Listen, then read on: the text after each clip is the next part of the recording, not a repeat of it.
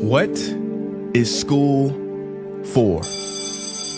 Feel free to call me slow, but I spent 16 years going to school, and I still don't know. When I finished, I didn't know how to do my own taxes, purchase a home, or apply for a loan.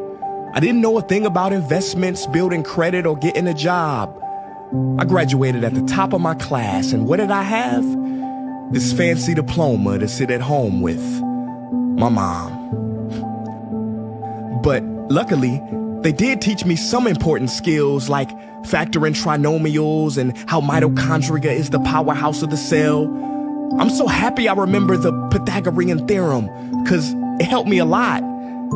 Okay, I'm lying. Let me stop. Because all the stuff they taught me, truthfully, I forgot. Mom, remember when you would ask me, what did you learn in school today? And I would say, nothing much. I wasn't being modest. The truth about it, Mom, is I had already forgotten. And it's not just me. Millions of students sing the same song. How many of you guys avoid eye contact with the teacher to try not to get caught upon? Afraid to raise your hand for fear of being wrong, which proves that school isn't an environment for learning or building up the intellect. It's just a game you play for grades and how many A's you can collect.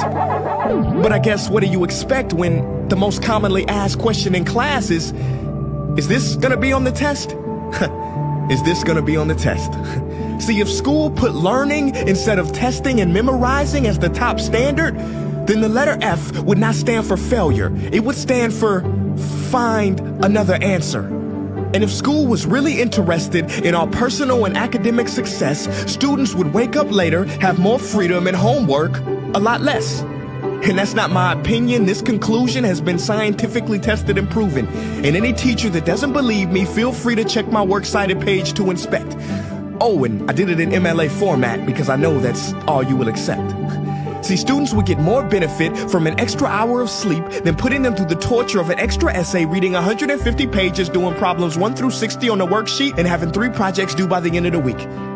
Not only is it pointless pain, but it's also dim-witted, because we get so much work, but they don't teach the time management skills to deal with it. See, in school, we are controlled by bells.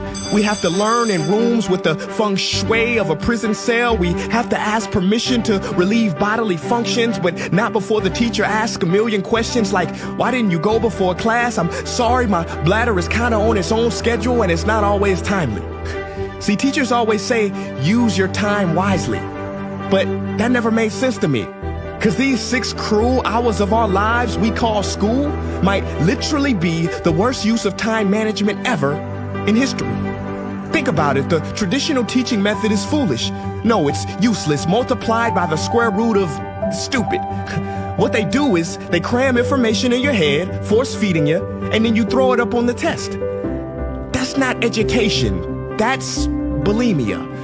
And the more bulimic you are, the better you will do on their assessments. So it's no wonder why so many students graduate mentally and emotionally anorexic. See, school teaches you how to memorize dots. True education should teach you how to connect them. True education teaches you how to catch a fish. School teaches you, yeah, you caught the fish, but you didn't show your work, so it doesn't count. Throw it back. I'm just asking, what is school for? It's not education. That's just not true. If you still think that, you might be sniffing glue. See, the word education comes from the Latin root educe, meaning bring out, i.e. bring the gifts out of a person and make them viable. But school doesn't bring out much. It just stuffs more facts inside of you. Now, some of that stuff is justifiable. We need reading, writing, and some arithmetic. That's fair. But are you telling me metamorphic and igneous rocks are more important than self-care? If suicide is the 3rd leading cause of death of ages 10 to 24, and Harvard studies suggest the biggest predictor for success is self-control and emotional health, then why the heck aren't we taught how to handle stress, bullies, or rejection? How about anxiety or depression? You know, skills we need for our entire lives. Bro, I don't even know how to cook. I'm honestly surprised I'm still alive. But hey, at least I can name all the battles that happened in the Civil War. Seriously, what is school for? Some say you need it to be successful, and that's something we do not doubt. But do you own a MacBook or iPhone? Did you know they both were created by a dropout? Are you watching this video on Facebook or YouTube? Doesn't matter which you choose. They both were created by dropouts. Ever use Snapchat, WhatsApp, shopped at Whole Foods? Well, thank a dropout. Does your home furniture come from IKEA? Okay, don't get the wrong idea. He was not a dropout. Don't be a fool. I mean, how could he drop out? Ingvar Kamprad, founder of IKEA, never even went to school. I know what you're thinking. He's just picking and choosing. There's millions who didn't go to school that aren't successful. Who is he fooling? And you're right. But open your history books and start perusing. You'll find the very people we idolize in school never really had formal and/or secondary schooling. I'm talking George Washington, Abe Lincoln. America's best presidents had zero school between them. Ben Franklin, Thomas Edison, shall I proceed? Ernest Hemingway, Mark Twain, Teddy Roosevelt, Margaret Mead. Now please, I'm not saying drop out, because some schools are great and many teachers are rare treasures. I'm saying that there's a difference between people who are smart and people who score better. I'm saying that your future is something that no test will ever measure. Even if that test begins in 3 letters like SAT, ACT, it's BS if they say those determine your LIFE. No, your destiny is in your hands. You must shape it to be great. So don't expect school to open doors, because it's more likely to slam them in your face. Sometimes I wonder about all the dreams lost in school and how much potential goes to waste. If it wasn't for music and YouTube, then I would have been just another lost case.